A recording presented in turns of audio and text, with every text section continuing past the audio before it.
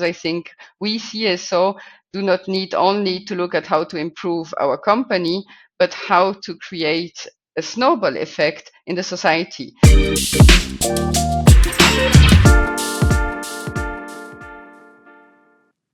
Hello and welcome to the CSO Impact Podcast, where we talk to leaders in sustainability and see how work can influence the people and planet in a positive way. And today we talk with Saskia Günther. She is the head of sustainability at Swisscom, and she's also one of our top 20 CSOs in Europe that we nominated in January in Davos. So welcome, Saskia. How are you today? Yes, hi Harald. So nice to see you again, and thank you very much to be here today. Very great memories also of January, where we meet together at the WEF with the CSO Award. Such an energizing moment. So many peers also really with passion behind of creating positive impact. So very nice to be here today with you. Thank you. And obviously, we love to hear the positive feedback. That's the whole thing why we do it. So thank you for being there with us. That's the main point, that we can build this community. So you're with Swisscom. Maybe you can share a little bit about the company where you work right now and maybe some of the initiatives that you are driving. Yes, for sure. So maybe not everyone who will hear that knows Swisscom. So Swisscom, as you said, is a very Swiss company. It's an ICT company leading in Switzerland. We have also in Italy, Fastweb and Vodafone, who are number 2 in Italy. And in fact, we are offering mobile, internet, TV, but also digital IT services for private and also business customers. So we have about 20,000 employees here, revenues of 11 billions, and maybe one thing that will help me to make the links to sustainability. We are investing every year 1.7 billion Swiss francs in the extension and modernization of the network in Switzerland. So for us, it's very important to have very high quality network. If you came once to us in Switzerland, you can be in the top of the mountains and have an amazing network. And doing that, we also linked it to our sustainability engagement, because it has, of course, energy consumption. You can imagine we are one of the biggest energy consumer of Switzerland, with 500 gigawatt hour consumption. And we are working very extensively to also improve, also with the modernization of the network, in fact, to reduce the energy consumption or improve the energy efficiency. So that's certainly one of the big topic we are working on. But maybe as a whole, if we look at Swisscom, well, I'm not there since so many years. When I started, I remember I had one of my co-worker who was already almost 40 years there, starting in environment. So when Swisscom started, already environment and management started. So it's quite a long history in the area of sustainability. And the very, I think, good thing where I'm really proud of is that sustainability is in fact part of our vision. It's part of our values. It's part of our group strategy. So we have 5 main group goals, and one of the 5 is sustainability. So I think that shows already the commitment of putting sustainability really of the top of the priorities of the company. Oh, that's so great to hear. Because as a technical company, sometimes the whole, let's say, movement is all forward, and not so much maybe looking left and right. With all the exponential, let's say, involvements and innovation, it's also probably hard to catch up. So would you characterize, you say it's an ICT company. We know Swisscom maybe as just the telecom of Switzerland. So the main telephone and mobile provider. What are maybe other services that you are involved with? There are quite a lot of IT services that we are offering to our customers. So I said we are also offering for B2C customers TV, or we are offering IT services or security services for business customers. And maybe we will also speak a little bit about climate, one of our really big sustainability ambition. And here also, we do not speak only about scope 1 to 3, but also on scope 4, which is also known as handprint or as avoided emissions. And we started already also to try to find out new business models for our customers to help others to start the sustainability journey, to measure the impact, and to implement also measures to reduce the CO2 emissions. So maybe I can say a little bit more about that afterwards. Please. But I do it already. Go ahead, because I think this is interesting.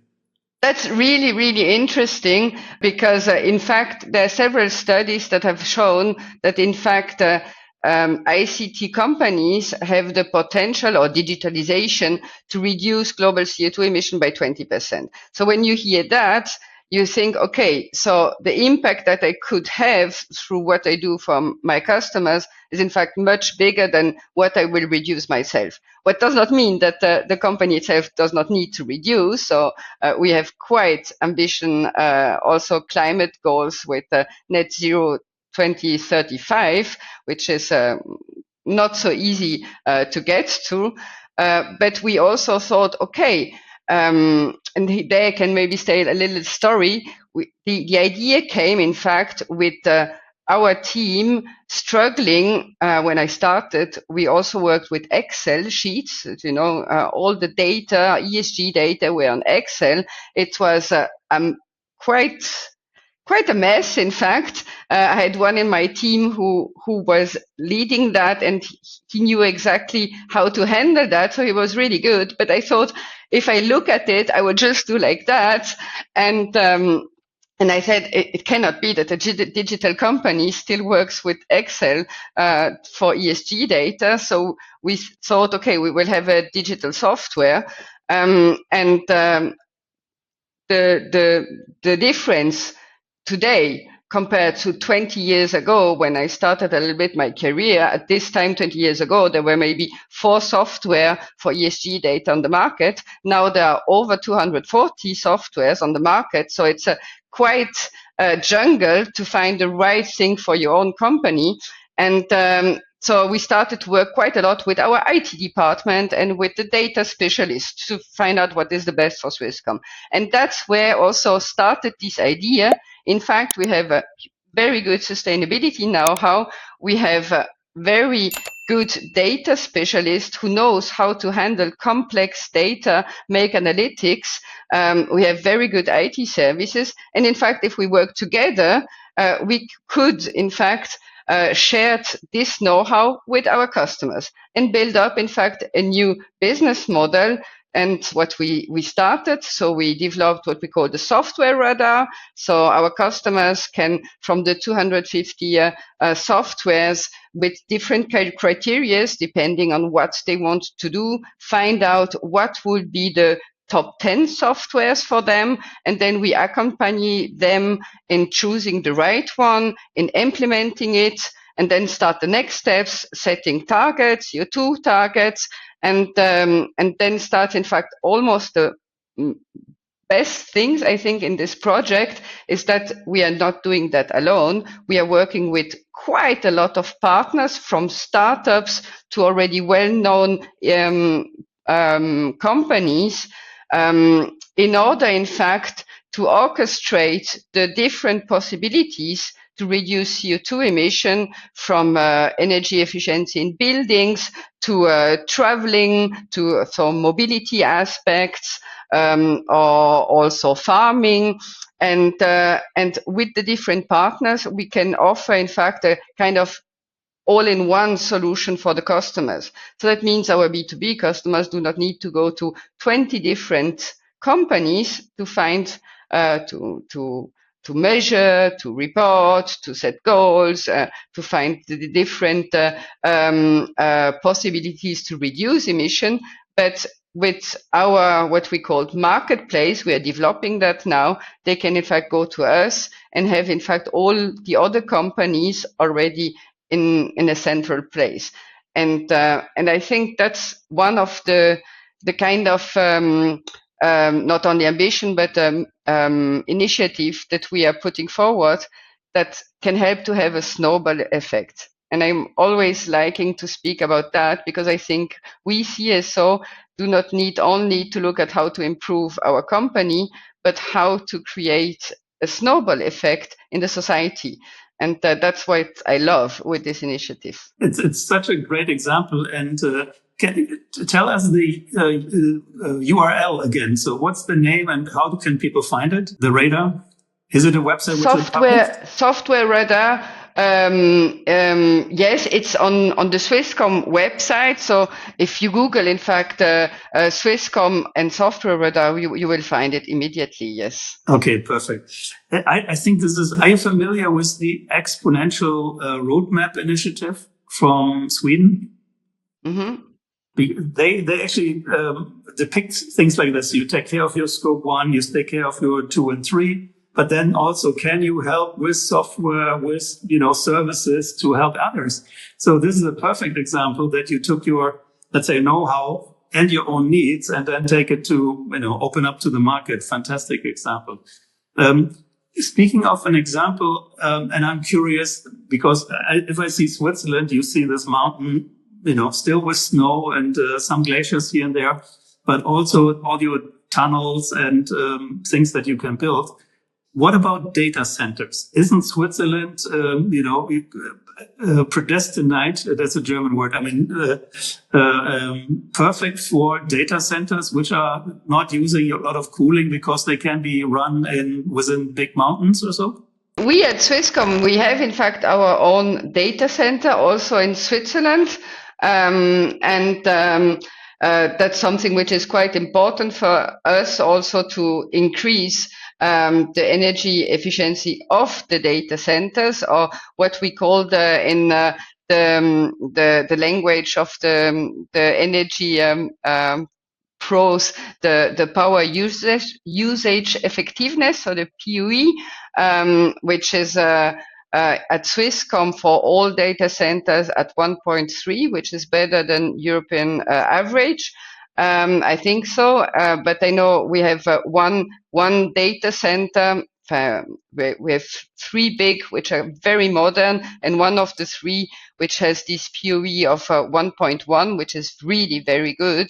And that's in fact because we are using rainwater and fresh air for cooling purposes. And the heating that comes out, because data center always generate heat, and in fact it's a value what is coming out of the data center is in fact brought back to heat in fact the network of the city of Bern. So it's one of the data center that we have near of Bern, and these kind of solution are the solution that we need in fact worldwide for all data center, because it's so much heat created there that could heat a lot of households in the neighborhood, and the technology is there to do it. Fantastic. So already 2 great initiatives from the software to a data center. What else is maybe something that was on your radar, or what was your team working on maybe the last 12 months, or what is something you are tackling right now within your company? So maybe I can still take a little bit the aspect of climate, but also circular economy, just so that the people who listen to us do not think that we only create new business models for the others, because that's for me really important.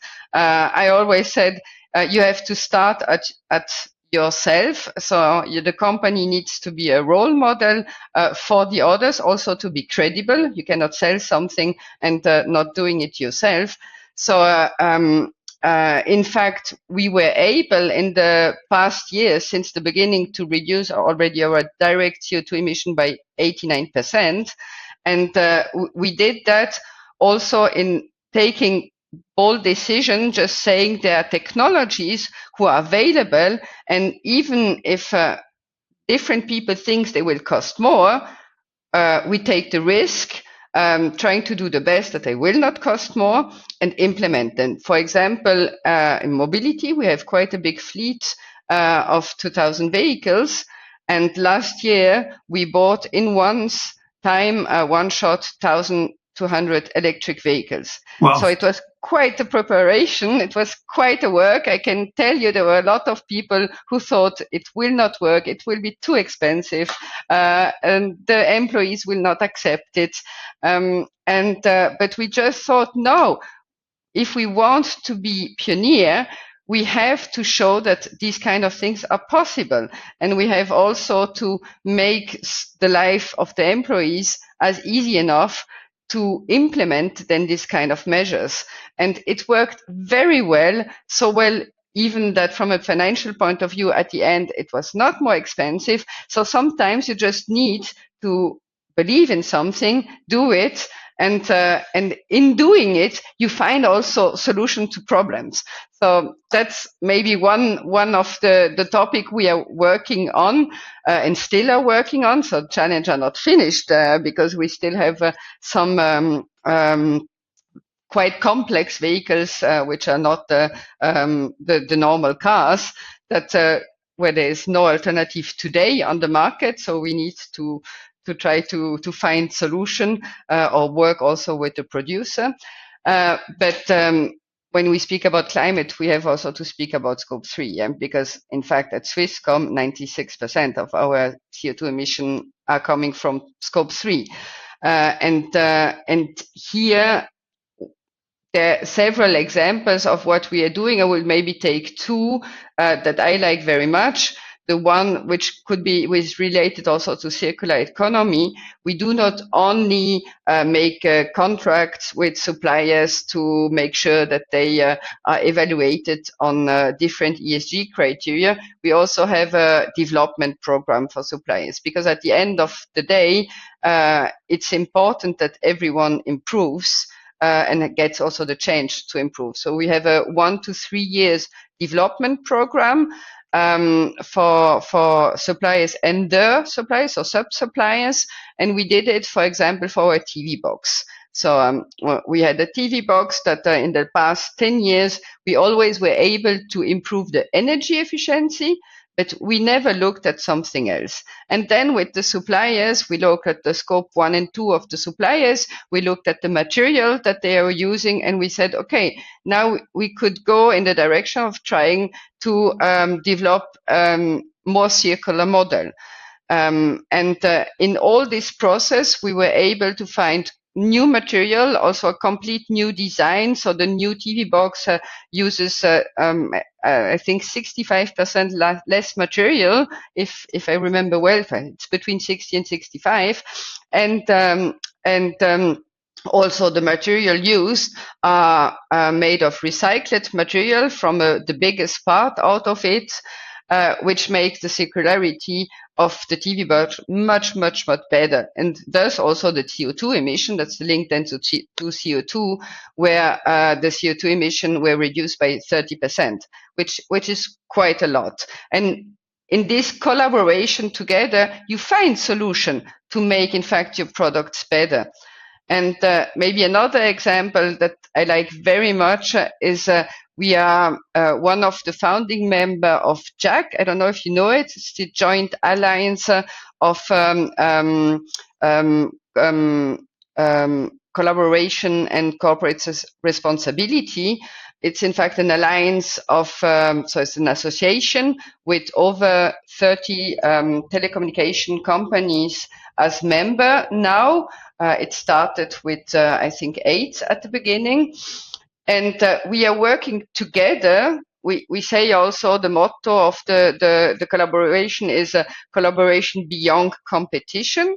So we are working also, those who are in the same country, so really are competitors together for sustainability to make an impact on the supply chain. And working together, we were able, for example, to achieve that last year already 31% of our suppliers had SBTi net zero targets, and over 60% had already concrete CO2 targets. And that we could do it only in a joint force. And there you see, in fact, the huge impact of collaboration. This is a fantastic example how an industry then takes it on itself to work together. Now, you're in a peculiar spot right in the middle of Europe, but you're not in the EU. And the EU has at least some really strict rules. Some rules are driving around with an omnibus and they're like watered down.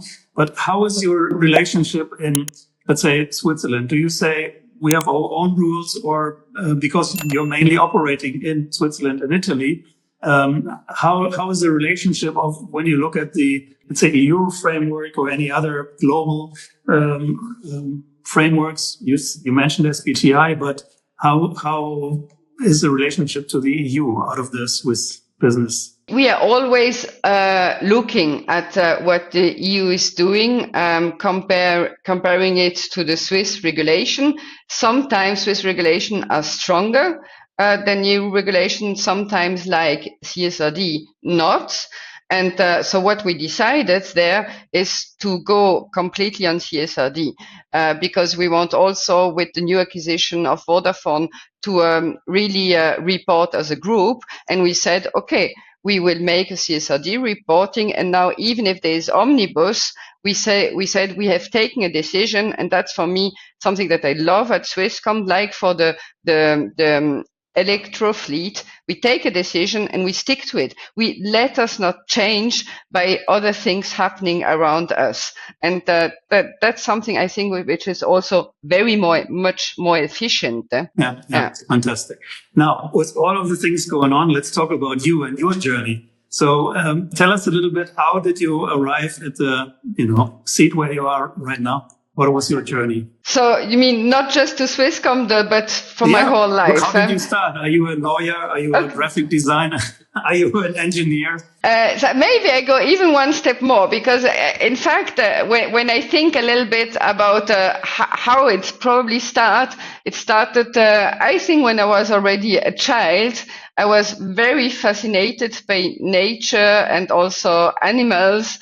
And I remember when I was 7 years old, I read a book that you probably do not know because it's more French region book, which is called Barba Papa. So probably you don't know it. I saw the TV series, yes. Yeah, maybe, yes. And in fact, this book was written in the 70s. So just to make the story short, in this book, in fact, human had made so big pollution that the complete ecosystem broke up, climate change arrived, everything was dark, and as it's a child book, there is a happy end, and the happy end was the humankind waked up, banned all fossil energy, use only renewable energy. So in this 70s book, you had solar panels, heat pumps, geothermic, you had all of that, nature restoration.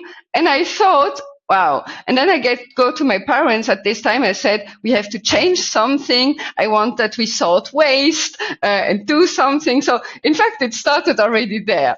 And but then time passed. And I wanted, in fact, to make lawyer studies or international relations studies, but really in order to make a positive impact. And at my time, I had to do 5-year studies, and after specialized in something to do a really positive impact. So I thought, okay, I will do scientific studies. And I went to the ETH, so the Swiss Federal Institute of Technology, where I studied environmental science and sustainability.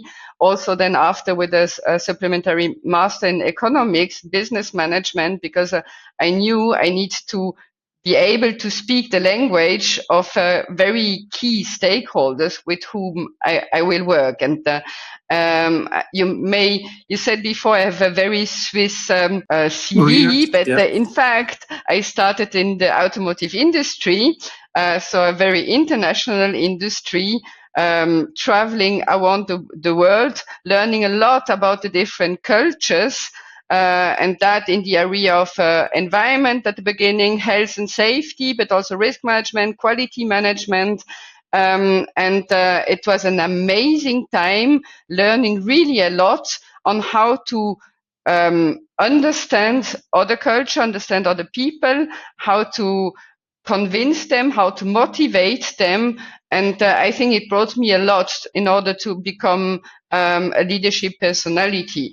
And I remember also at this time, with my scientific background, I knew that just going to the production places and improving them would not, in fact, solve the problem. It's a improvement, but solving the problem, you start at the beginning.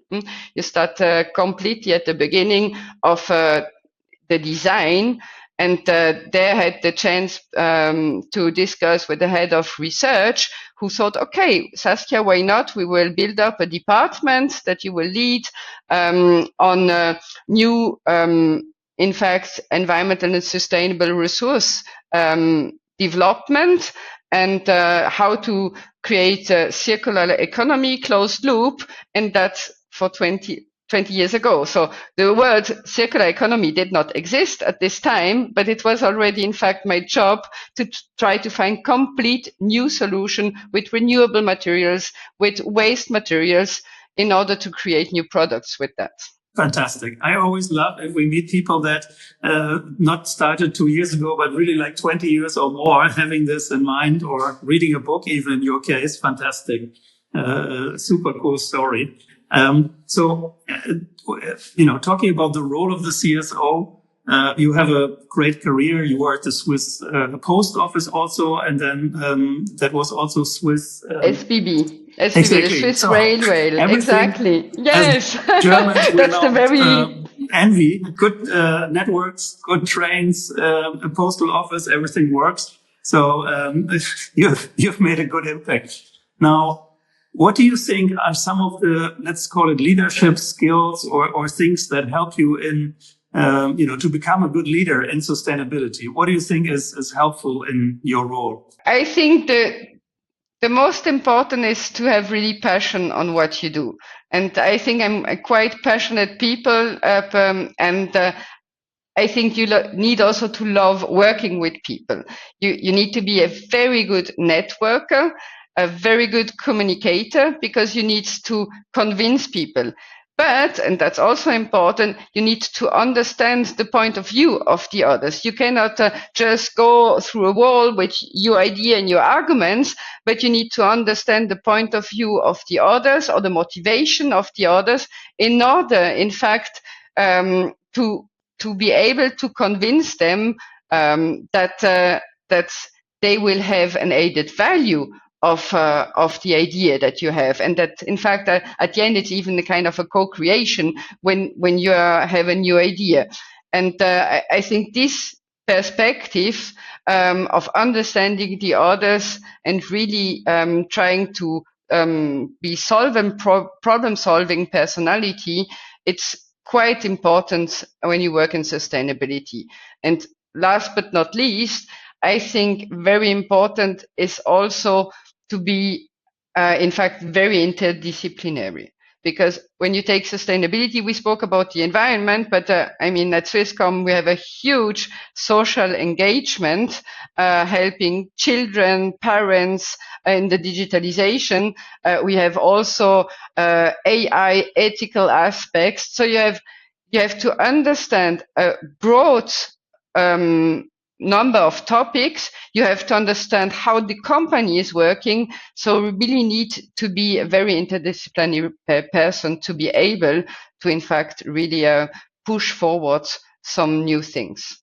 What I find fascinating is the amount of, let's say, different stakeholders that you reach out to, the final consumer, the colleagues, but we also talk with the board or with the upper management. And here, tell us a little bit about this, because you have a unique perspective that you work I think it's a non-profit calling ESG for Board. Tell us a little bit, what is this initiative and what do you do there? Yes, that will be a pleasure. And in fact, Swisscom was give me the idea of that. So not only Swisscom, of course, the 20 years that I had in my career, the different companies for whom I worked, but also the partners. With Swisscom, we have 300,000 B2B customers. I'm in contact with a lot of other companies, seeing how they're working and what drives the boards. And when I arrived at Swisscom, it was the first time in my life that I went to a board where there were different people that really had deep understanding and know-how on sustainability. And when one asked a tricky question, in fact, I did not have to answer the question. It was another board member who, in fact, explained to his colleague what needs to be known on sustainability and answered then the question. And I thought that's how it needs to be. But it is not like that today. And that's why I had this idea of ESG for boards with other colleagues. We founded this association in order, in fact, to integrate in future personalities, so leadership personalities with deep sustainability know-how in the boards. And that will help companies to go forward on a much more pragmatic way, much more efficient way, because then they have one personality with this interdisciplinary know-how, with leadership competences, which almost all sustainability personalities have a huge network and understanding also on communication. And they would have this kind of personality in the board to, in fact, drive the company through a new strategic direction, through a new business model, and they're really putting together positive impact with economical performance. And very often today, in fact, a business model is created, and after, and how do we make it sustainable now? And that should not happen. Yeah. So you have this, you already mentioned the future, and we know if you talk with boards and companies, there's a strategy, but sometimes things are not the fastest. But one thing that was impressive, that you have at least a net zero goal of 2035. It's fantastic. Now, how do you think the role, it's my closing question, the role of the CSO will kind of develop over the next 5 years? How, maybe even in the relationship to the board or so, how do you think this will play out coming years and maybe the current geopolitical environment? Yeah, it's exactly what I wanted to say. With the current geopolitical situation, it's so difficult to see where it will go. Even if I'm smiling, but I'm in fact, it's really the actual situation is not an easy situation at all. It's also quite sad to see what one personality can do, what impact it has. But at the same time, I'm quite convinced that enough companies and people have understood that sustainability is a necessity and not a nice to have. And that companies will not be competitive anymore in 10 years if they do not continue.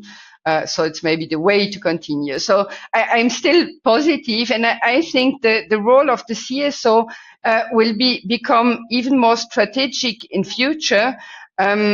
A little bit like the CFO. You can imagine a CFO role. You always have a central finance organization, even if you have finance in all the units, in fact, all projects. And that should be also the future of sustainability. In all projects and all units, sustainability is integrated, but you have a kind of a unit orchestrating all that, driving also the strategic changes of the company very near to the CEO, to the board, to make sure that you really can create innovation and new business model with positive impact. So I hope it will go in this direction, but we will have to wait 3.5 years, All right. While we wait for 3 or something years to go over the white water, the positive vision is there, the mission is there, and I'm quite convinced that with your attitude and your personal vision, there's something to be gained and to follow. So I will be curious to follow your path. Thank you so much to share all your insights and the initiatives that you already are driving. Fascinating. Congratulations on your work. Kudos to you and your team, obviously, and never is alone. Thank you so much for your time, that's Saskia. for sure. Yeah, thank you very much, Harald. And for sure, there's an amazing team behind it. It will never be possible without the people. And I think that's the most important. And as you said, I spoke about the 3.5 years, but I'm still positive with so many people that want to drive change. we will be able to continue the path even now and really go forward to make this positive change happen. So thank you very much to you too, that you really try to push and bring us together and make also what is positive in this world much more known. And that's important also. Speak about the good things. We can all Thank do it you very together. much. Thank you so much, Saskia. Yeah, thank you too. Thank you. Bye.